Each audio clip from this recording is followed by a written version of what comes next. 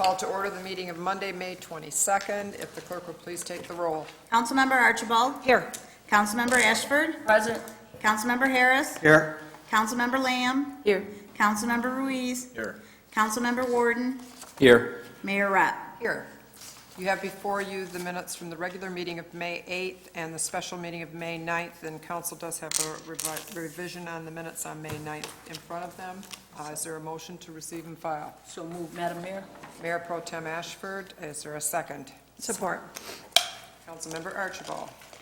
Is there any additions, deletions? Mayor Rep. Councilmember Warden. Yes, and the minutes for Tuesday, May 9th. Yes. I see that I actually brought to that meeting a letter with some concerns on record, with some accompanying documents that I asked to have at the start of the meeting. I handed it out to the mayor, the city council members, and also the clerk, and I requested it to be filed in the meeting minutes, and I do not see it in here. I do see that you put a little note here that a copy may be in the city clerk, and I wanted to know, number one, I think it should be, as a council member here representing the city of Port Huron, when I put those concerns in writing with the appropriate documentation together, that it should be reflected in the minutes so that they know that those did exist, and those were some concerns that were brought up on behalf of the city of Port Huron. So I asked who decided on why it was not put in its entirety. Just wonder if it's the clerk's decision or if it's yours, the mayor. Well, first of all, that's not normally the policy that we've done, but I will let the clerk explain to you how the minutes are done. Okay. One of the requirement under the Open Meetings Act is that the date, the place, the time, and the action of the city council. We have never had in my time here as clerk, nor before that, where a council member gave their questions or concerns in writing and were put into the minutes. I interpreted what you had asked for to be put in the file, which is what I did, is I have kept it in files. Just like Councilmember Harris before has handed out things, it is kept in the file. It's not that it's not. The one thing is, if your comments are put in there, the answers to them are not. So you asked your questions, and I think everybody came with questions to the meeting. So would that be unfair if their questions weren't put into there also? And that's not what is required in the minutes. It is really just the motions and certainly the general discussion as to what was the purpose of the meeting. So that's why I did what I did, but it is certainly my draft minutes are for you to approve, and it is up to council to decide then at this point if that's something that they want your comments to actually be in the official minutes or put in the file, which in this case I have referenced them and put them in the file.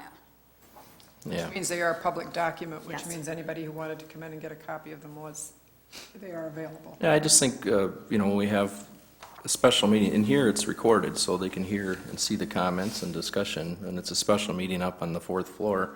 There's no recording, so I think it's very, again, those are direct concerns about the budget discussion that affects everybody for now and the years to come, and I think they should be reflected. They were just simply the actual documents, the statements from mirrors and reports that was reflected to clarify some concerns. Whether you guys agreed to change or do anything with it, that's up tonight for us to deal with. But. Did you have a comment, Mayor Pro Tem Ashford? Yes, I did, Mayor Rep. I just think the end point here and the most important point is that whatever we give, and I too have brought things and you have placed them in the files. My main point and what everybody's main point should be is that the public is more than happy to them and they can find them and they are there. So that's what you really want to concentrate on, I think, as a focal point. So I didn't have any problem with it. I appreciate everything the council members bring, to the table to help us to be more knowledgeable and help us make more intelligent decisions and et cetera, et cetera. But I think as far as this point, it's there. If it wasn't there, I would have a problem with it because I couldn't think of anybody doing any work, research, and bringing it to us, and it's not there. So we thank you, and it's there, and it's going to serve its purpose. Thank you, Mayor Rupp. You're welcome. Anyone else? You look like you had a comment down there. Anybody? And I guess the other thing I would say, just personally, you addressed your letter to me personally. Yeah. And it's You're the not. leader. I am not the person who put the budget together, Oh. but yet you addressed in there saying that I need to start doing this or that. It's the city manager who puts the budget together for us too, and it's the staff who pays the bills. So I guess a lot of what you said in here was really a letter to me, not a, Well, just as a leader, it's just pointing out the city council and the mayor, this is from what city managers let us know, this is our budget, city council's budget and our budget. And if it's our budget, we need to make sure we have input, and that's why I want to raise those concerns and make sure that we're very clear on the documentation and what's supported, make sure it's very clear for all of us here to consider. So that's why I addressed, because you're the mayor. no, I You know, understand you're the that. leader of this, of this I group. understand what you're saying, but to So- say, and I will Yeah. quote one thing in there that you said, you are currently in your 4th term as mayor, please discontinue the practice of paying the monthly minimums. Yes. I don't pay the bills. Okay. Well, I just think we Reddit need does. to make sure that the And city so does. I guess what I'm saying is this letter is more of a personal letter that you Not sent at to all. me. So, Yeah. but I know everybody got it and they are in the minutes, so unless someone else wants to change the policy that's been in effect for a long time, by law, you are required only to put the actions of the council in there. Okay. So is the whole report there with all the 30-some pages, is it going to be in the file? Yep, In the file, in the yes. file. Okay. Yes. All right, so I still think my request would be to have it in the minutes so people can readily access it. But that's my request. Can I add one Yes. thing? However, if they did ask for it, then I could make it clear that these are your concerns, it's not the entire council. Someone could interpret that to be everybody's concurred with what you said, and I don't know that they did, because that's, things were asked and questions were responded to and that kind of thing, so. Mayor, Councilmember now I'm going to jump in on that one. Yes. Because I agree with Sue, and I also have a concern that if we're approving minutes, I certainly don't want to be approving his comments. They're his comments. So whether I agree or disagree, if they're directly reflected in here and not just commented or noted that they're on file, to me, that's me approving everything he had to say. And so I disagree with changing what has always been practice and started a precedence, that anything we put in writing, we bring before, and everybody has to approve. I just think that's a slippery slope. So, Well, I don't think it was a item on, as a motion there for us to have, it's not going to have a vote there for that item. But usually when you have minutes of an official public meeting, you like to make sure, especially in a closed, special meeting upstairs, you like to Wasn't make. closed. Well, I know, I'm sorry, but, open, that it is, when other council members, we're here as a seat, I'm representing the 30,000 people, and I'm representing them here with my concerns. There's nothing wrong with having those discussions and concerns over the issues of the city be documented, whether there's a change of it's not a voted, actually, tonight's going to be the vote, to be honest. But that's, So- yeah. So noted. Is there any other discussion on the minutes? If I may, and that Yes, is, Councilmember just to Ruiz. reiterate what a few council people have said, we've had the past practice, there's no one who's been shut down or stopped from presenting their views. They're going to be in the official record. Anyone who wants to seek them out, they're there. It's good we make sure that it's a clarification that it's the representative of one person, not the total council. And we have to be careful, because we had attempts in the past, since we've been on council, where it seemed like, yes, we have a mayor. I'm grateful we have the mayor we have in terms of the leadership, but this one vote, this is a city manager type government. We've had those who have attempted to change that order. It's working the way it should be right now, and I don't want to see that changed. It's exactly the way it should be. And I think what the city clerk has done is totally appropriate. Thank you, Councilmember Ruiz. Is there any other discussion? There's a motion and a second to accept the minutes as they are before us. Take the vote. Councilmember Archibald? yes. Councilmember Ashford? Yes? Councilmember Harris? Yes. Councilmember Lamb? Yes. Councilmember Ruiz? Yes. Councilmember Warden? Is this for the first one or for both? This is for both the regular and the special meeting. I'm going to vote no on the special meeting number, May 9th. Well, we didn't take it as a separate vote, so if Okay. you're voting I'll no, vote you're no. just voting no. No? Mayor Rupp. Yes. We'll move on to public hearings. If the clerk would please read the first one. Is to hear comments on the amended application for an obsolete property rehabilitation exemption certificate for 609 Huron Avenue for 6 years. Following the hearing, the council will consider a resolution approving the application. Is there anyone in the audience who wishes to address the council on public hearing number 1? Do we, perhaps anyone want an explanation? I assume it would be David Haynes or yourself, David, to come up and please tell us what this is about. And thank you. Good evening, Council. What you have before you is a little bit of housekeeping from the Citadel project. When it was initially applied for with the Oprah, all of the costs were included in that one application, when in fact they are also applying for a NEZ, the Neighborhood Enterprise Zone, for the upper floors for the loft development. Because of that, those figures need to be separated. So the Oprah just applies to the first level, and the commercial level, and then the NEZ will apply to the upper floors. Well, when we initially applied, the WIT submitted just the one cost for the entire building, and part of the state requirements is that those figures need to be broken out. So we're amending that so they can actually receive both of the incentives. Okay, thank you. Did you have a question? So the NEZ, the Neighborhood Enterprise Zone, so that would conflict with that, with the obsolete, or It complements. it complements it? Okay, but I meant you have to separate it because it Yes. has a different kind of a moving forward charge as to what would benefit each? Correct. Oh, okay. Correct. I just wanted to make sure, okay. Thank you. Mayor Rupp, can I ask Dave? Well, this is, well, yeah, we're kind of getting a little off because it is the public hearing part where I need to hear, and then we need to have the motion on the floor, and then you can ask the question. Right. And I was just clarifying it so I could make the That's what I was just proper gonna thing. do. Yeah. So if we can just, there's no one in the audience, I don't believe, that wanted to come forward and speak on this, so we'll close the public hearing. And then if I could ask for a motion, So please, moved. for the certificate. So moved, so you could. Mayor Pro Tem Ashford, second from Second. Councilmember Archibald, and you can ask your question. Thank you. So the obsolete, the original one for the was done for the building itself, and then this second one, you said, is for a NEZ, Correct. for the residential? Correct. The first application was actually taking the building as a whole, and part of the NEZ application is that those two incentives need to be separated along with their costs.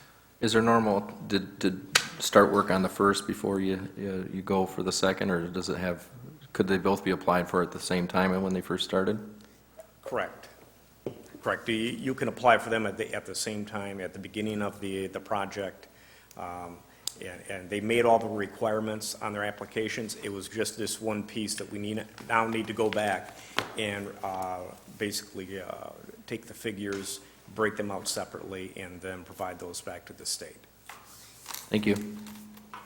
Is there any other questions or discussion on this item? And we'll take the vote.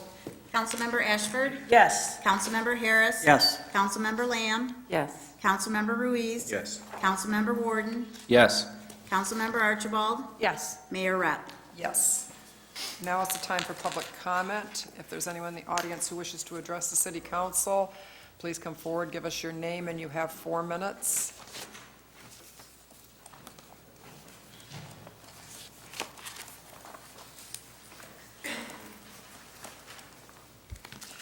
Hi, my name's Andrea Murphy. Address too? Just if you live in Port Huron. Yes, I live in Port Huron.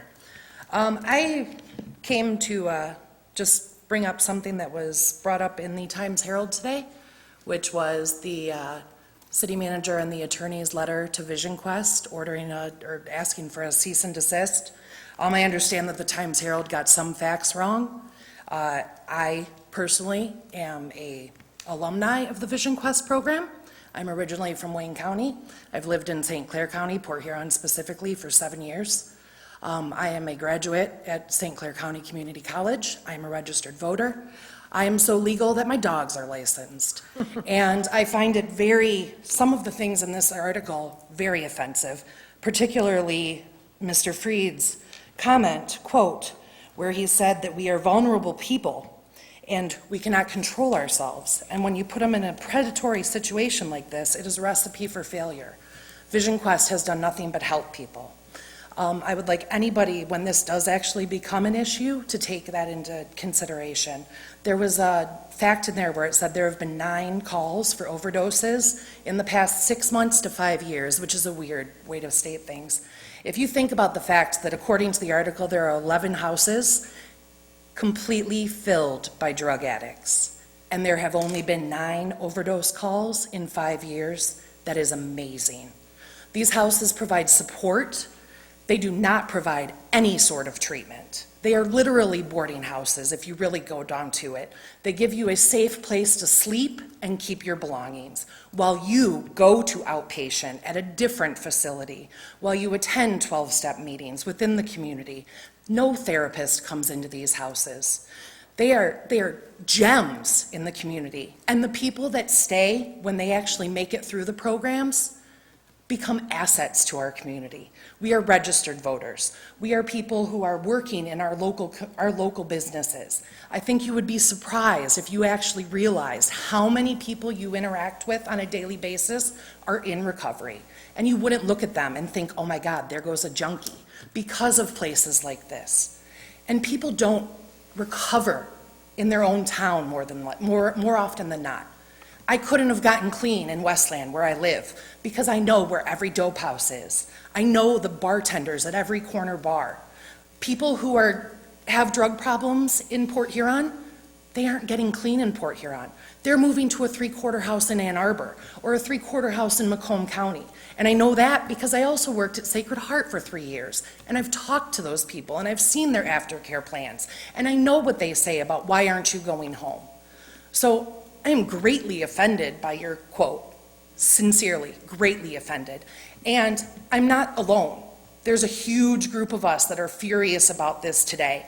Most of them can't be here with me right now because they're at work or they're taking care of their children.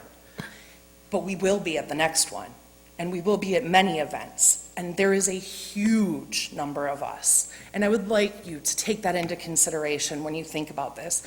I understand that there are some ordinances that they are in violation of. I believe most of them have to do with having too many people living in one house. And they're willing. I've talked to the people. I used to, be a part of that, and I'm still in very close contact with the people who run Vision Quest. They're willing to work on that. The reason there might be too many people in a house is because they have giant hearts and they just want to help as many people as they can. But if you drive past the Vision Quest houses, they look better than most of the rentals in this town, including the one I live in. They buy old houses, they fix them up, they plant flowers. They used to drop off flats of flowers for us every spring to go out and plant in front of our house. They fly American flags on the front of them. They paint the houses. I mean, these are not run down. I don't mean to cut you off. That's but- fine, my 4 minutes is up. I understand. But I implore you to take these things into consideration.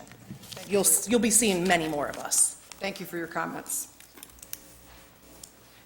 Is there anyone else in the audience who wishes to address the council this evening?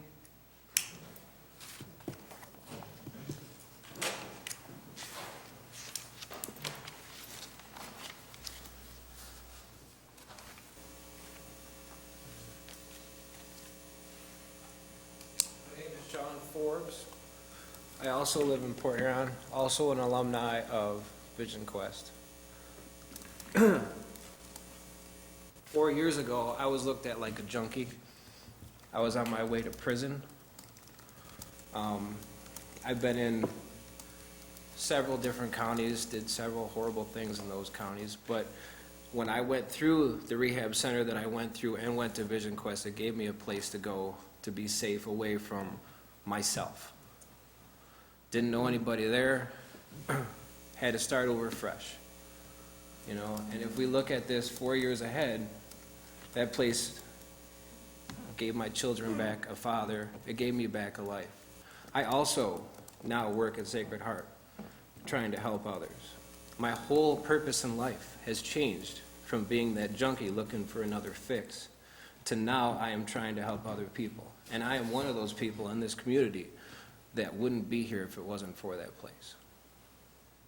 You know, she's right. They have huge hearts. They try to help as many people as they can. These are all addicts that are running these places. They've all been where we were. There's one addict helping another is unparalleled. It's the only way that this works. You can't put ordinary people out there and doing these jobs. And I am 100% sure that they don't make a whole lot of revenue at Vision Quest. I'm sure that that is not topping off their money. They're doing it out of the kindness of their heart. So please, I implore you, think about this when you make these decisions. Thank you. Is there anyone else in the audience who wishes to address the council this evening? Seeing no one, I will declare public comment closed. We will move on to the consent agenda. Is there a motion? So moved. Mayor Pro Tem Ashford, is there a second? Second. Councilmember Archibald. We'll take the vote. Councilmember Harris, Yes. Councilmember Lamb, Yes. Councilmember Ruiz, Yes. Councilmember Warden, Yes. Councilmember Archibald, Yes. Councilmember Ashford, Yes. Mayor Rep. Yes. The items on the consent agenda was ratifying a technical correction to the ballot language previously approved for a proposed charter amendment regarding Parks and Recreation millage. And the second item was confirming and approving single lot special assessment for fines, assessments, and/or cost of removing blight, blighting factors, and/or causes of blight, as well as abatement of nuisances. You will now go to from the city manager, number 1, if the clerk would please read it. Accepting the bid from CE Power in the amount of $128,747 for the solids handling control panel replacement and emergency generator improvements at the wastewater treatment plant. Is there a motion? So moved. Councilmember Archibald, is there a second? Second. Councilmember Ruiz. Mr. Freed, could you give us a little background? Madam on Mayor this? and Council, I'm going to bring up Lenny to speak about this safety program that we've been doing at both plants and that we'll be engaging in here. Good evening, Madam Mayor and Council. This particular project is part of the ongoing electrical upgrade that we're doing to both the water plant and the wastewater plant. A little bit every year. We've got it in the CIP. This particular upgrade involves the control panel for the solids handling at the wastewater treatment plant, and it also includes the addition of a remote switch, which was a requirement of the arc flash study that was completed late last year for safety of the workers that are in the facility. This particular panel that we're talking about is about 40 years old. It needs to be upgraded, and the remote switch will actually take the ability to empower this panel, but remotely, so you don't have to stand there with the huge electrical suit in order to keep from getting accidentally barbecued. You may notice that there's only a single bidder on this particular. I'm trying to use technical terms so I don't use any. If you get any more techie, I want to know what else. You may notice that there's only a single bidder on this, although we did have a mandatory pre-bid meeting, which we had 5 responsible bidders that showed up, but we only got 1 bid. Fortunately, it's within our budget, so, and we thought it was a responsible bid, so we accepted it. Any questions from council? You answered it. He answered it. Okay, anybody? Okay, yeah, explain. Councilmember Warden. Are they doing programming, or is this something that they are assembling with certain components inside for the actual, the electrical control panel, or is it, like, who's the manufacturer? We're actually replacing the majority of the components in the panel Okay. because they're over 40 years old. So the CE Power is just the company that's actually going to be doing it, but is there certain manufactured, like, type of product, or the manufacturer of the components that go into this? Well, the component manufacturers, again, were all they're all old, not in business. We're assembling the modern component equivalent for everything. We're making it a more upgraded, modern panel, so it meets current standards. Lenny? It'll meet the Lenny, National Electrical Code. can you email the bid specs to the council future after this meeting so they can look at the bid specs? I can make them available. Okay. at For any those who time. want to know the make and model of the components, we can just email the bid Yes, specs out. we can do Mayor that. Rep, Mayor Pro Tem Ashford? yeah, with all due respect, you don't have to mail them to me. I'm more interested in how they affect the public that we serve. So the product details, I'm fine if I don't get those. I just want to know, when you come before us, that you make the connection, how it's going to be effective to the people that we are serving out there. So I don't want to, dissect the Ma'am, frog. The area in question is not open to the public, but it allows Okay. for the operation of the plant. And this particular plant, the solids handling building is run through this electrical panel. And if this were to have a fault and go down for a period of time, then we would have a problem with this end of the operation. And that's why we have an ongoing maintenance program to begin to replace these things. In addition, it presents a health and safety concern to our workers if we don't install this remote switch, because of the fact that we have completed a study that says we have to have some of these components remotely activated in order to ensure that they don't get injured. Good, and that's what we need to know, and that's why the byline here is the emergency generator. It's emergency, and it need to be there, and it need to be updated and right on spot to be ready to activate to serve us, correct?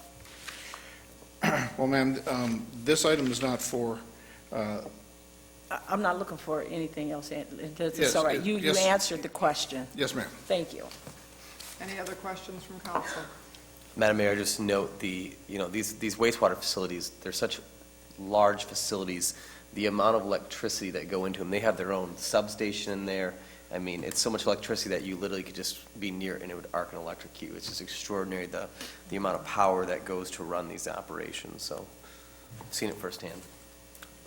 Thank you. Mayor, I just want to clarify what I was asking there is not the need, but actually what goes in, and again, I guess I'm familiar with some contractors or companies that I know actually do bid, not specifically for this, to redo control panels, and they'll use some stuff from GE components or other components, but they're the ones that assemble it. So I didn't know the pre-bid specs might be better, I guess, so I wouldn't have to ask that question. I just was wondering if that's the case, that the CE Power is actually getting all the components, creating the panel, and then they're going to install it for us, all in this one charge. Is that right? Yes. Thank you very much. Thank you. We will take the vote. Councilmember Lamb? Yes. Councilmember Ruiz? Yes. Councilmember Warden? Yes. Councilmember Archibald? Yes. Councilmember Ashford? Yes. Councilmember Harris? Yes. Mayor Rep. Yes. Item 2 under from the city manager. Is accepting the bid from Titus Welding Company in the amount of $57,000 to install 4 slide gates for grit channels at the wastewater treatment plant. Is there a motion? So move. Mayor Pro Tem Ashford, is there a second? Second. Councilmember Harris? Did you want to give it an explanation on this one? We'll let Lenny talk about this one, too. He looks like he was prepared, so. You got a new tie for this tonight, I can tell. The wrong color. You don't want to hear it. I presume, Madam Mayor and Council, you just want a quick update. Please. This particular project is part of the ongoing wastewater treatment plant repair and maintenance operation. The gates in question, you can see a picture of one behind you. There are 4 of these gates that, again, are over 40 years old. It's basically a slab of aluminum in a tray. If you go to the next picture, you might be able to see that it actually fits into a tray. There are 2 gates that are controlled each by 2 different channels controlled by 2 different gates. So there are a total 4 gates. You leave the current operation, these gates have been open for about a year. One channel is closed, one channel is open. You have to alternate them periodically for maintenance and other things. And the fact of the matter is, after a time, those gates are almost welded shut. They are lifted with a chain haul. They are almost impossible to move now when we go in to replace them, what we're going to do is put a proper sluice gate upstream of each of these gates, and when they're in place, then we're going to have to cut these out and effectively repair the channel, because they are so old, they're almost welded in place. We've been having these problems increase for the last decade or so. But when we're finished, we're going to be 2 new gates per channel, and these gates will be the proper sluice gates, and we will be able to operate this. It's part of the grit channel, which is part of the entry for wastewater into the plant. So that's raw sewage it's exposed to? That's raw sewage that's going in there. And I'm glad I'm not the one that's going to be cutting them out. I got people for that. Any questions from council? Mayor Rep, Yes, Councilmember Ruiz. so you're saying these are proper sluice gates that we're putting in now? So for 40 years, we've had those that have not been? Well, sir, the technology has improved. We now have channels, sluice channels that actually have, it's a proper gate that it slides on its own bearing. The old method was just a straight aluminum channel that set up against aluminum runners, and it was the pressure of the water that kept them closed. But that tends over time to deform the aluminum, and it almost welds them shut, so that opening that gate becomes more difficult. Nowadays, there's better technology that we didn't have then. When I say proper sluice gate, it's what we would consider now a proper sluice gate. I continue to be amazed, after 8 years on council, how many times we step forth and say there's something that's 40 years old or something that's been improved. Many of the times for the benefit of our employees to keep the safety factor and new innovation and such, but it's a continuum. Again, it's just simple amazement how many times with wastewater treatment or water plant and such, how there is always something being looked at to keep us where we're at, and the standards high as they are and such, but... Yes, sir, it's a matter of time and money, and if I had more time and more money, we'd be doing a lot more. I suspect. I think sometime if you have some spare time, I'd like to see what you would do if you had that. Yes, sir, you're welcome to, I'll take you through any time. I've been there before, but yeah, I might do that again.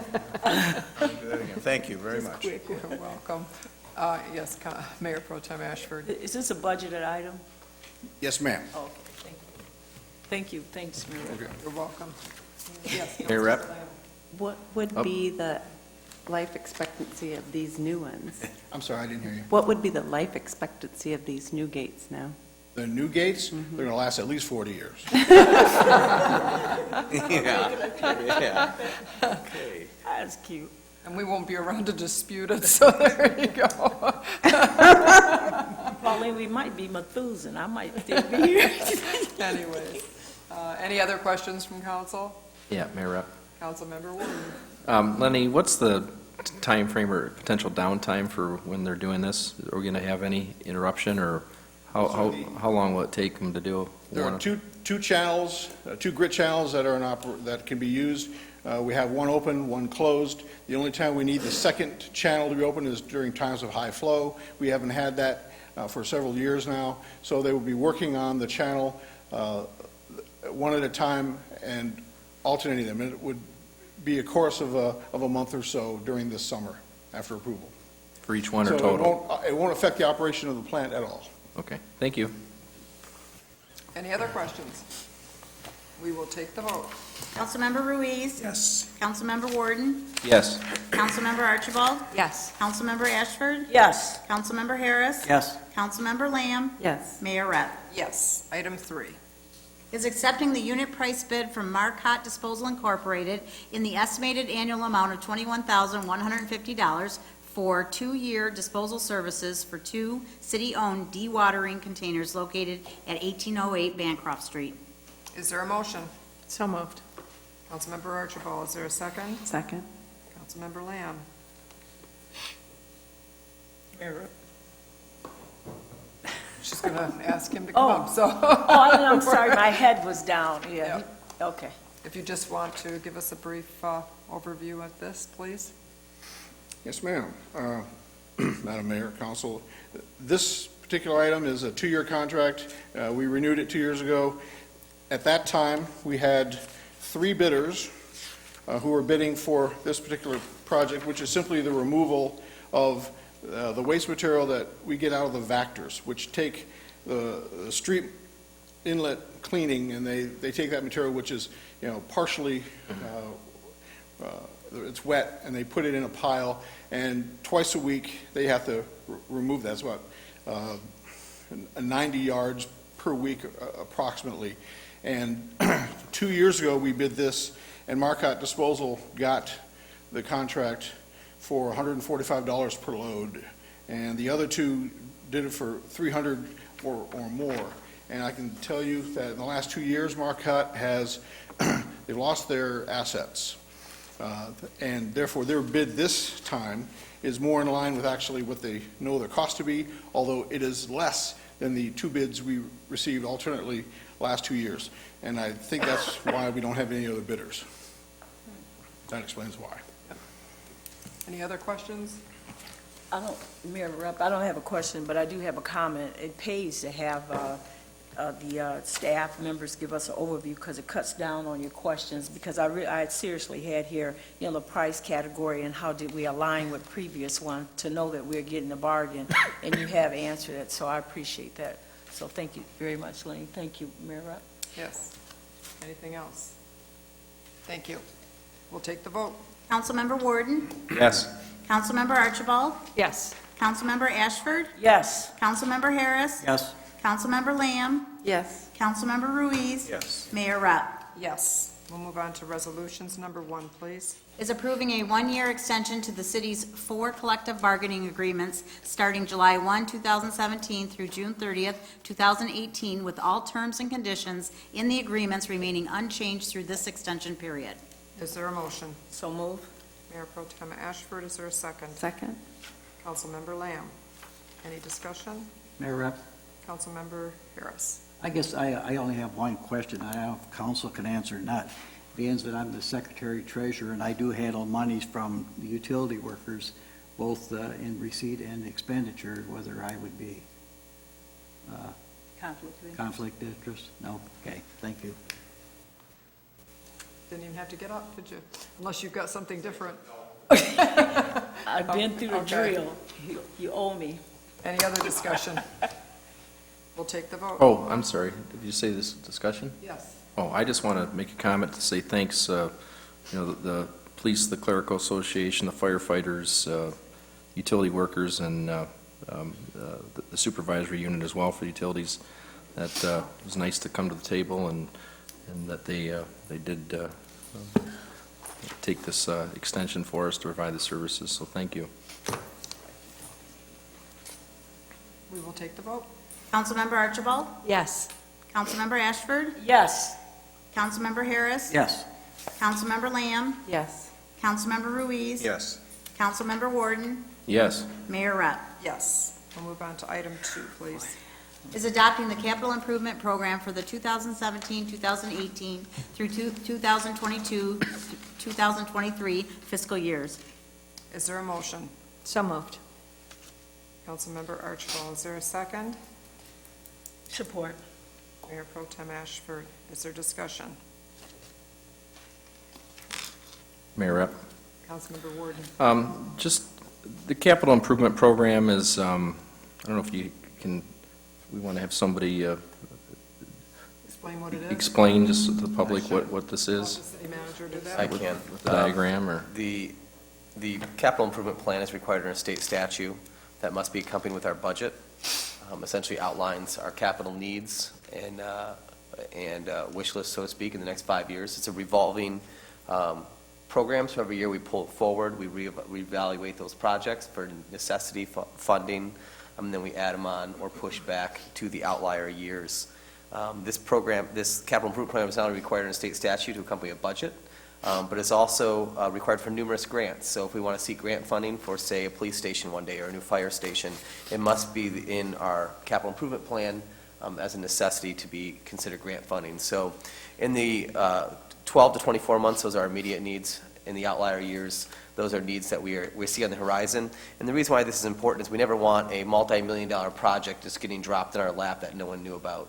We are constantly gauging our assets, the infrastructure in the city, and planning accordingly to the best of our funding abilities. And the Citizens Port Huron can download that at porthuron.org/opengovernment if you're looking for a pretty boring read. Is there any other discussion? Yeah. Mayor Rep. Councilmember Ward. So I just want to share, again, just some thoughts and some of the concerns that I have expressed with this. This, again, this is kind of a moving thing across, that we have a table from 2 to 5 years, even 6 years, anything 6 years or beyond. It's kind of a wish list there, and this is definitely part of a planning program, which we need across all departments for anything that we're doing for some of these capital improvements. What I raise in the issue, or just maybe to change the mindset, and we're currently in this with, unfunded pension liabilities over 60-some million, and unfunded other post-employment benefit liabilities over 37 million. We've got $103 million in this lurking thing that is it's going to be very impactful and influential on our city and our employees and our residents for many, many years to come. I just think it's time, and I brought this up, to maybe change the mindset on some of these things, to maybe try. In particular, I just had some concern or question, as the city manager referenced here, but like, for example, police and fire headquarter building replacement for $18,750,000. And again, that's out past the 6-year, it's beyond time frame, but it's still out there. And I brought it up before about how about maybe even changing the wording and maybe getting that number down so it's more reflective of what we're going to deal with here in the city of Port Huron for many years, to maybe not just have it as maybe something for potential maintenance on the existing buildings. I know we have 3 fire stations. I know they're often brought up of, the costs and that. I think most of the cost is the labor. And we have 3 located fire stations that react very well, keep our citizens safe, very quick response time, and our central station fire right on River Street there actually responds to almost double the calls. I think it's like 1,600 a year, and it provides safety. So we have the north end at Sanborn, which is close. We have the south end, and then we have the central. And if we take a look and say, hey, these are in great spots, they give us one of the lowest response times, and what would it take to maybe adjust this instead of looking for just this big replacement in the future, which is going to be a burden on the taxpayers if we do it in the future, whether we get some grants or not. But it really is a mindset that, hey, we have to deal with some of these other, these real big unfunded liabilities that are going to affect the general fund and the budgets across in drastic fashion. We might want to change that mindset and say, hey, what is it going to take just to maintain those over a period of time, or to put a lower amount of capital improvement on those and plan for those 3 stations to still be there at a much, much lower cost. And that's just the concern and mindset that I wanted to address with this, to have it just sit here and keep rolling and staying out there. I don't think it directly, in my opinion, does not reflect what we're really dealing with is the business as usual. Well, actually, we got a $103 million unfunded liability that's keep growing, and it's going to be a major burden on our city as a whole. We might want to start changing that mindset and just maybe not just the whole big wish list. I know there'll be people that say it's going to be a cost savings or not, but so that was my concern about this, and that's one of the main things that I'm not really supportive of, just pushing this through again with the same figures, just rolling them out. The stuff that's local, in the first 3 to 5 years, I see is it's well planned out, and I think it's something that we look at. But these other wish list grants, I just maybe change the wording a little bit. Thank you. Any other discussion from council? Mayor Rep, Councilmember Harris. I just, I don't know who did the review work on this, but I just wanted to compliment, when I looked at this, and then I think Sherry brought it up here a month or so ago about the McMorran was in here and it mentioned the pavilion, and I see that's been removed from the document, and I just wanted to thank somebody who corrected that, because that's not part of the picture anymore, so. Thank you. I remember that. Thanks, Sherry. Any other discussion? We'll take the vote. Councilmember Ashford? Yes. Councilmember Harris? Yes. Councilmember Lamb? Yes. Councilmember Ruiz? Yes. Councilmember Warden? No. Councilmember Archibald? Yes. Mayor Rep. Yes, we'll move on to item 3, please. Is adopting the annual city budget, including the Downtown Development Authority budget, for the fiscal year beginning July 1, 2017, and authorizing the levy of the tax millage rates. Is there a motion? So moved. Councilmember Archibald, is there a second? Second. Councilmember Ruiz, is there discussion? Mayor Rapp, Councilmember Harris. if I could, please, I'd just like to make a few comments. You know, every year that this comes up, and I think I take maybe a little bit different view of the budget than some of the other people's, but there's still things that just stand out to me. And, you know, we're looking at $90 million plus unfunded liabilities and things. And, you know, I looked at some of the things that were brought up to us, and I guess the first thing that kind of set me off was reading the Times Herald this morning. The front page of the Times Herald had a nice article on McMorran, and I think McMorran is factually, with their project improvements of McMorran, especially doing a lot of things. But some of the article failed to tell some of the issues. You know, McMorran's footprint now is about 25% smaller than it was just here 4 years ago. But also we got to look at now, yet one of the things they excluded in as far as budget goes, McMorran's permanent employee wages are going to be up $57,000 on this contract. McMorran's temporary employees' wages are going to be up $110,000 on this contract. McMorran's entertainment is up $100,000. Telephone use, which just boggles my mind, and I guess we kind of got talking about that in the data processing.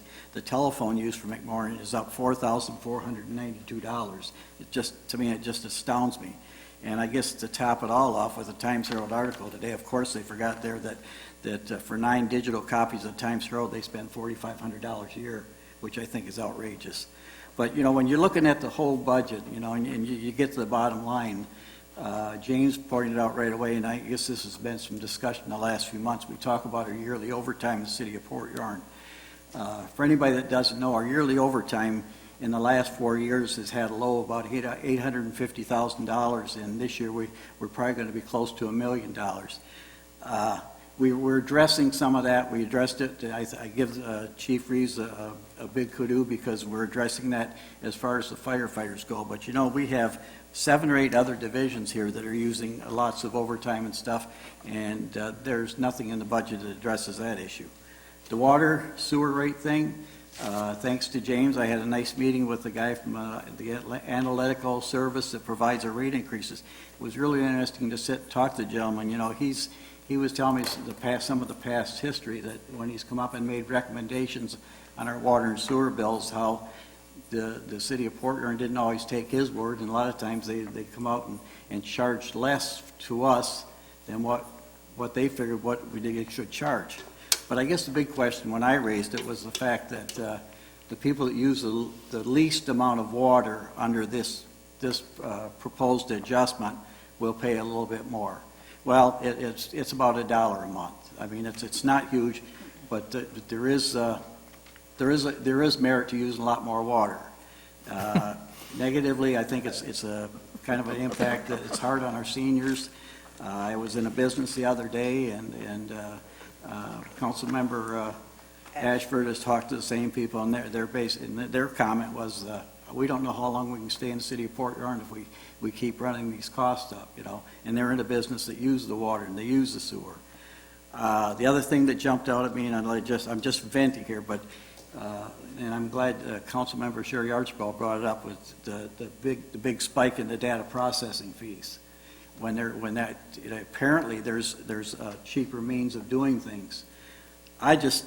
It's hard to look at this and say that, you know, to vote yes.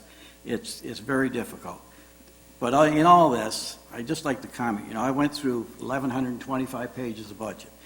It's very interesting, but I just wanted to get a shout out to the Treasury Department. You know, the Treasury Department of the City of Port Huron is the only department that reduced wages in the proposed budget. Thank God. That's all I got to say. Madam Mayor, Yes, if I could, I'll Freed. just quickly do a cursory review of some of your comments you made. First and foremost, the McMorran budget is more accurate accounting of the actual budget, because previously it was outside of our wheelhouse because we did not have management of day-to-day operations. So the phone costs are just more accurate of what was actually being charged there in previous years. Part-time wages go up and wages go up according to events. When you have more events, you have more part-time workers who are hourly, and those costs go up. You failed to take into account the other side of the balance sheet, which is the revenue, which goes up accordingly as well. We are feeling confident that McMorran is turning a corner. We see positive revenue trends and positive activity trends. So yes, costs rise up, but you can't just look at the costs. You must look at the additional revenue from the additional events. Moving towards overtime costs in all departments have been reduced. If you look at our forestry departments, our parks and recreation, our engineering cost over a 3-year spread has been reduced. In cemetery, it was up, but those were for weekend burials, which we have revenue again that come into account for those additional costs. Moving down to the IT costs, we have to pay for technology upgrades, phone upgrades, fiber. And for the fiber service, we did look into that, and we will preparing a briefing for council on that. But factoring where the drop points are to all of our utilities and sites around the city, RESA can only go so far, and we would have to pay to install to a lot of different facilities that they don't have access to. If you factor in the construction cost versus what we pay with AT&T, it does work out to be an equitable agreement. I agree that RESA is, a half a block off the front door of City Hall, but that's one of, I think, about 12 sites around the city which we have fiber run to now. So I appreciate your comments, and they're with merit, but there is an explanation to all those costs, and we did do a reduction in the treasurer's office as well. Any other discussion from council? Mayor Rep. Councilmember Worden. First, want to say thanks to some of the stuff that was just brought up, and by Councilmember Harris. Again, as we dig through these things, if it was over 1,000 pages, it was a lot. But I thoroughly, I guess, enjoyed that, digging in to see what's going on. The main thing I want to do is on record here, just to make sure, it really is a bigger picture mindset of what we're doing here in the city of Port Huron, and what is this big tail that's going to be wagging the dog that has crept up, which is the pension liability, unfunded liability, and the OPEB that is now creating, again, the awareness of major concern. So first thing I wanted to bring up is the City of Port Huron. We basically have municipal employee retirement system, which is out of Lansing, that handles all the pension. But one of the most important things they do is they actually give a report, and they give a annual valuation report for the city of what is the total required employer contribution for the whole city, of what we need to pay in toward the pension.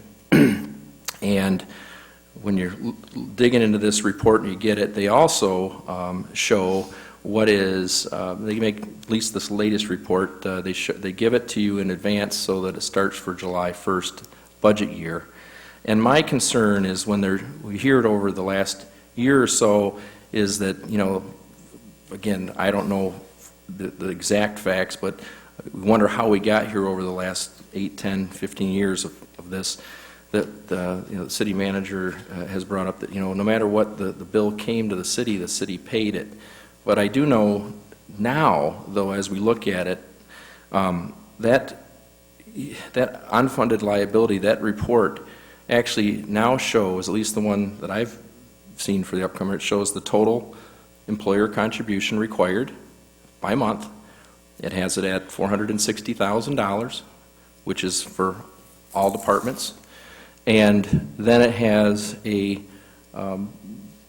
basically page 2, it actually has an option or a suggestion very strongly to the city employers should consider paying more than the minimum, which will help offset and not keep creating a higher unfunded liability. At least we have 23 years to pay this off. So it also has, and again, Mayor strongly encourages employers to contribute more than the minimum contribution shown above. That's what it says. Then it actually has a little, what's called a phase-in, or a different option for this upcoming year, which is actually where suggesting, or it's there, it actually is an option to pay less than the total, the required minimum, which is really, I think, there's a decision here to, if we keep doing the same thing, we'd be paying the minimum, and we'd still run into some of these issues. We could pay more, which is what I think we should take that stance and try to figure out how, and I know it's a tight budget, but we need to take a mindset to start saying, hey, how do we pay more than that minimum, to really at least start addressing it and have a plan. But then there's an option to pay less, which is going to actually, of course, compound it even more, at least for the initial one. And that dollar amount is 407, I think it's $407,000 roughly per month, which is substantially less than the 460. Now, we're choosing in this budget, at least by the numbers, to pay less than the total required minimum of 460,000. We're choosing 408,333,000 per month. That is one of the big concerns that I have, and objections to at least the mindset of, I know we're tight on the budget, we have some other things going on, but to be knowing what helped cause this major issue, and I'm a big believer to let's start and learn from it and move ahead and start figuring out how to get and pay at least a little more. I definitely am opposed to paying less than the minimum.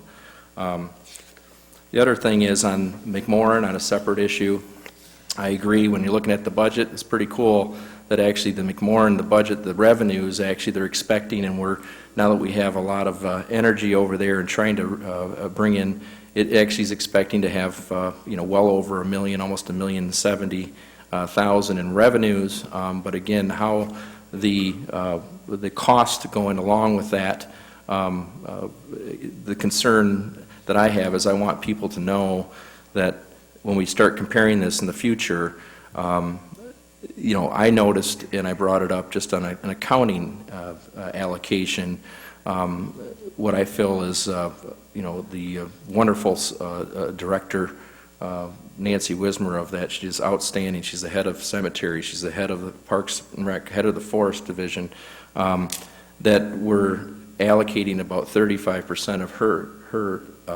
wages and time, and then also the post benefits over there, which I feel her mind, and I know that she's outstanding and she gives 100% to all the departments that she manages.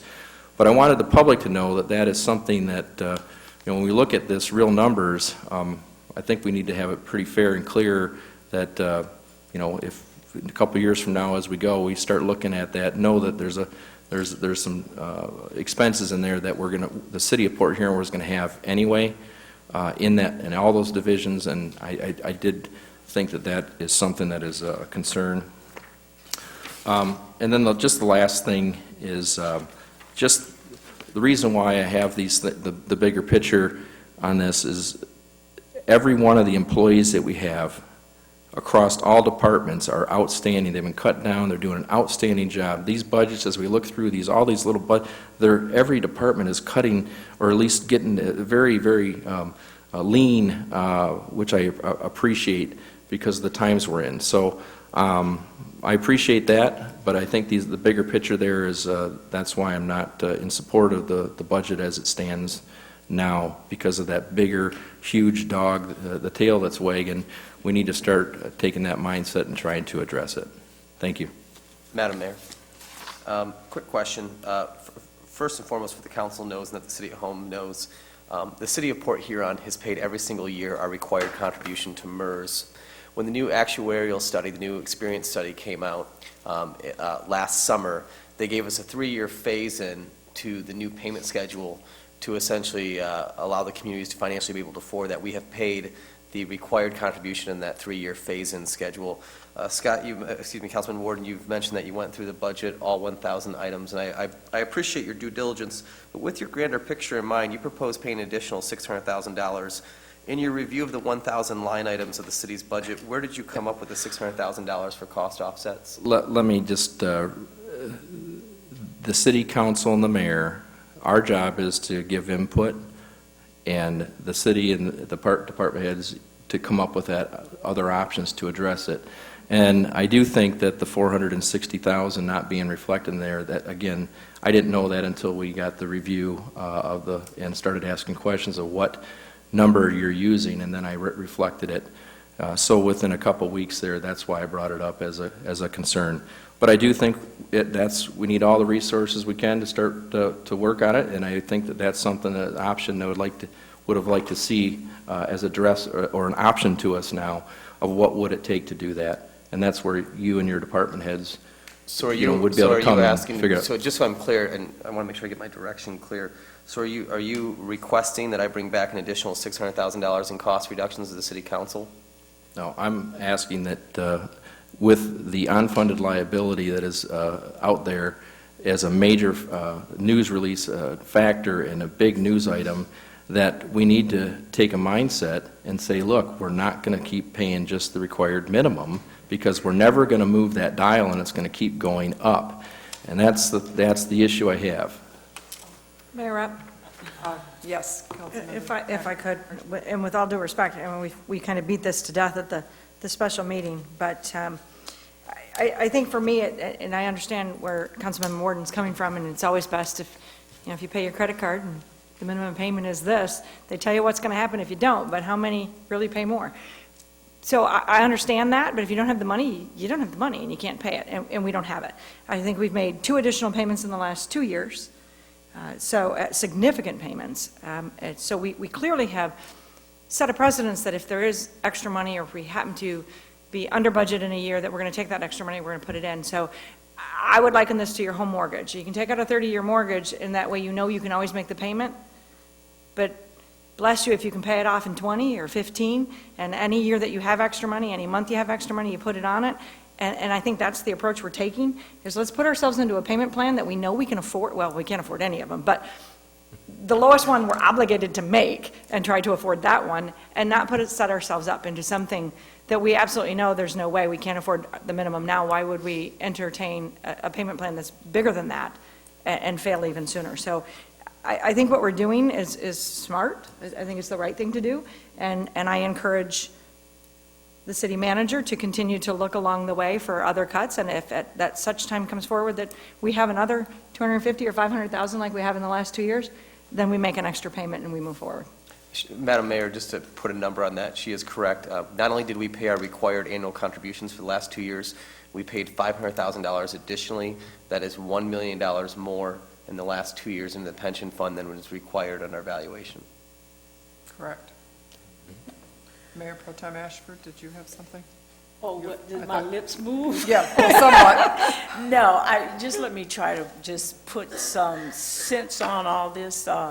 Can we pay more, or should we pay more, and all this kind of stuff. Well, just researching it, and we have kind of beat this to death. We've heard that what my fellow council member shared with us before in our meeting a few weeks ago. But I asked about the pre-funding. Most cities that have found themselves in this same predicament, we're not the only one in town that, looking to go bankrupt or anything of that nature regarding the unfunded liabilities. But what some cities had the foresight and the vision and the initiative to do was do what they call a pre-funding, and that was paying ahead back in the day when they had the time. But you don't wait until the hammer drops and break and all go to pieces and say, now let me give a whole lot to try to put all these pieces, I know where they go. It doesn't work like that. So even if we got it now, we still would be out there. The city of Port Huron, we would still be in financial strength. So that's what I'm saying. Even if that you was to find this money, it's going to take a miracle from God, and those things happen, and I'm praying for a miracle. But we don't have it. And what you don't have, you can't get it. So we're not above the law, and we don't have any treasure chests we can go after. So, we are where we are, and we're trying to move forward in good faith and the best that we can. And if there's anything about James Freed, he does know his accounting. And MERS, we talk to them. MERS, they're financial, they're SMEs, subject matter experts. We have a staff that is very capable with your numbers, And even my fellow councilman, we talk all the time, Councilmember Harris and I mean, and we go through those numbers, and he interchanged it, and I respect him very highly, doing that. So when you have all these forces working together, it's not so much about changing your mindset to change your mindset. No, you change your mind to address the facts and try to put a little bit of trust and faith in there in the people that know what they're doing. That's what we have to do. So I am in favor of this budget. Do I have concerns about the budget? Of course I do. I'd be sitting here lying if I didn't, and I'm not going to do that. My integrity is too much. But the concerns don't override the thing that we have to keep this moving, and we have to get in position to run this city of Port Huron, and to run it more efficiently, effectively, and with class. And my God, I mean, getting us all together here. People have problems with the millage, and we don't, and up here, and I think I can speak for the most of us, that, you know what, if you're a yes vote or if you're a no vote, that's fine. We just have to hear you and your voice and what you say so you can give us some directions on what we need to do. Not have to do, what we need to do to make it right. So, I just, Mayor, that's kind of, I don't want to, jump on a campaign, but I just wanted to make it plain enough to see, because you shoot a whole lot of things out there, and it's my last hope is to confuse our public. It's too much drama. We don't need that. The world is drama. Now, anything in this space in the city of Port Huron, we can bring it down at least low enough to be honest with you, eye to eye, and this is where we stand, and this is what we need to do, and this is what we have. We got good people working for us. You got good council members up here. You just don't run to run. We have a job to do, and we have the tools to do the job. Competent people. Thank you, Mayor Rudd. Welcome. Anyone else have any comments? I guess I would just like to say that I certainly thank all the departments and Ed Brennan and the city manager for going through the budget and presenting to us with not a whole lot of options, I guess I would say, out there.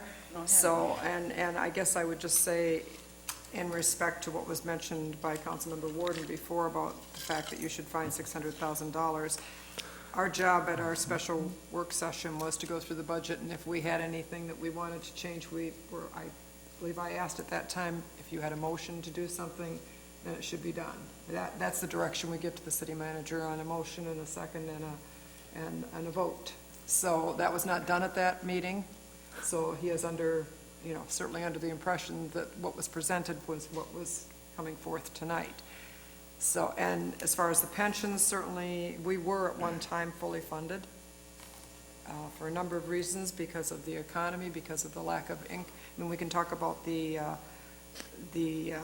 OPEBs and everything else, but it's not just that's a big expense. We also have far less revenue coming in the city in the last 12 to 15 years, due to, especially since the economic downturn in the 2008 and 9, when the property taxes fell off tremendously, and we still have not gained those funds back, nor will we for a long time, and we get less revenue sharing from the state. So not only are we having to pay more money out, we're getting less money in.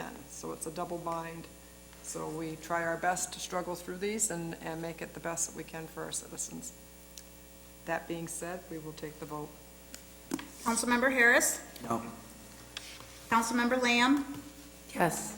Councilmember Ruiz? Yes. Councilmember Warden? No. Councilmember Archibald? Yes. Councilmember Ashford? Yes. Mayor Rep? Yes. That concludes our regular agenda. A couple of announcements. The Planning Department is hosting an informal review session regarding potential updates or revisions to the current master plan and recreation plan. The meeting will be held on Wednesday, May 24th, beginning at 7:30 a.m. There's 3 sessions, I believe, from 7:30 to 8:30, 8:30 to 9:30, and 9:30 to 10:30, and they will all be held in the McMorran Lower Lounge. Also, city offices will be closed on Monday, May 29th in observance of Memorial Day. There will be a parade downtown, Veterans Parade on Memorial Day, as well as a service in Pine Grove Park at noon. Also, I would just ask if I could to the city manager, because of the comments about Vision Quest, we did get a copy of your letter, but I would like to Yeah, have absolutely. a more, either Yeah. you can quickly now, or I'd like to have a. No, I'd like to sentence, address something. it right now. First and foremost, Ms. Murphy, I applaud the courage you and Mr. Forbes had to come up tonight. I absolutely applaud it. So I want to tell you about two friends I had. I had two friends, one in high school, one in college, who were addicted to heroin. One's dead, and one found recovery. This is a very personal issue to me. Our community has a drug problem. It's clear. We have an addiction problem in our community. It's a statewide epidemic. It's a national epidemic. We support in the city of Port Huron recovery programs because we understand the need for it. I've been on a fire truck. I've ridden to this scene, and I've seen a heroin addict be saved by a Narcan, which I actually thought the victim was dead. I've seen him come back to life. I pray every day for recovery. I want you to know that we support programs. The comments that were quoted in the Times-Herald were not an accurate statement. Just because the Times-Herald prints it does not mean it's an accurate quote. It does not show my viewpoint. And I hope you will just communicate this to your friends, to those on social media. The reason why we take this such a serious issue is twofold. One thing I remember about my friend is when he was sick, he was vulnerable. And I wanted to make sure he got the best care and treatment. Because I already watched one friend die. And these aren't junkies, these are well-to-do, from good families on the right side of town, and they, for all intents and purposes, they beat the stereotypes, and they were addicted. So, when looking at the recovery issue, there's two things we want to make sure of. One, that when someone comes to us and says, I have a problem, I'm addicted to heroin, I need help, we as a community must be able to answer the question, where are we going to take those people for help? We can't just ignore them and say, well, you have a problem, you need to go away, and you need to leave our community. We must open them, as my faith teaches me that on that long road to Jericho, we won't step aside for the stranger. We will help those in need. And so we need to, as a community, address where these programs are going to be located so that they're sustainable and safe and operated.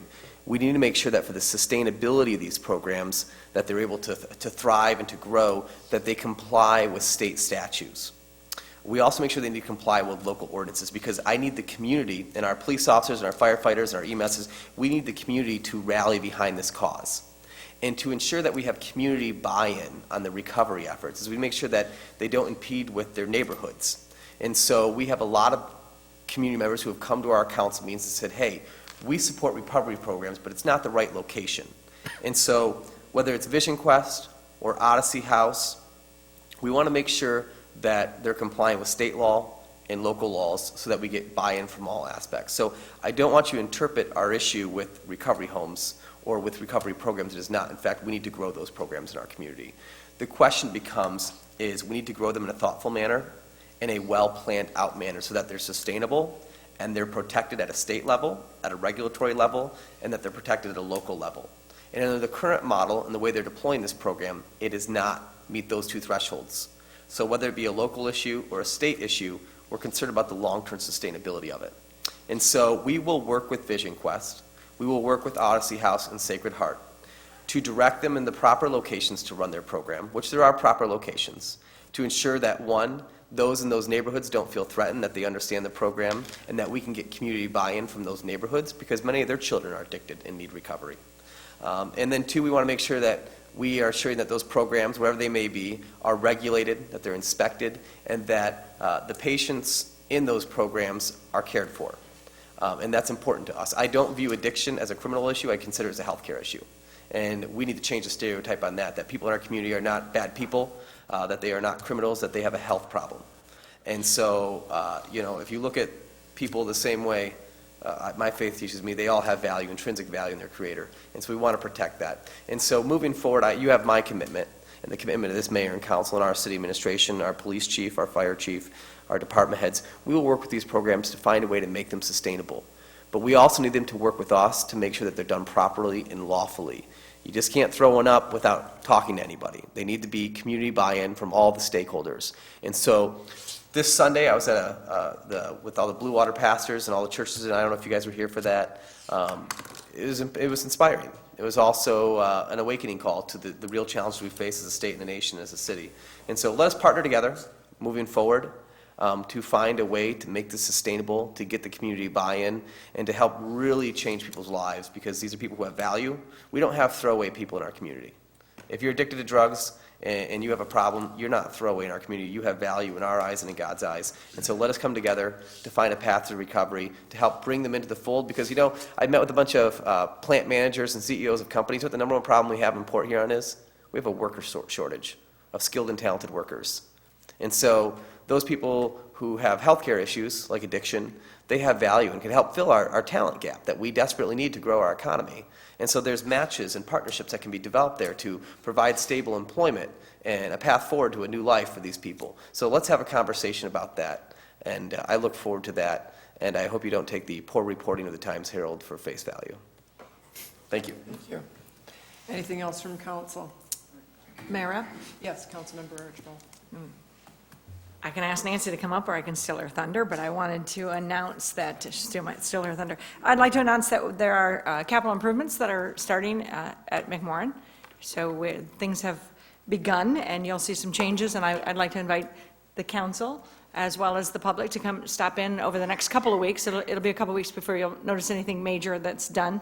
But over the next couple of weeks and then the next couple of months, due to some grants that Nancy and her team successfully wrote, we are seeing some capital improvements. We're very, very excited about what is about to happen over there, and we look forward for all of you to see it and hope you love it as much as we do. Very good. Anyone else? Mayor Rapp, just, I think I might have just missed the Memorial Day Parade downtown Port Huron. Yes. It starts when? I believe it starts at 11, I'm not sure, but the actual program in Pine Grove Park is at the end of the parade, and that's at noon. I just want everybody to know, I try to go to every year. It's just so much fun, but make sure, you know, it was 11 o'clock or so down, I think it's over at Quay at the start, and then it goes up toward the Pine Grove to honor to honor our veterans, and actually it's a great start to what I consider the summer, which is already here. Thank you. Anyone else? If not, I'll take a motion to adjourn. Meeting adjourned.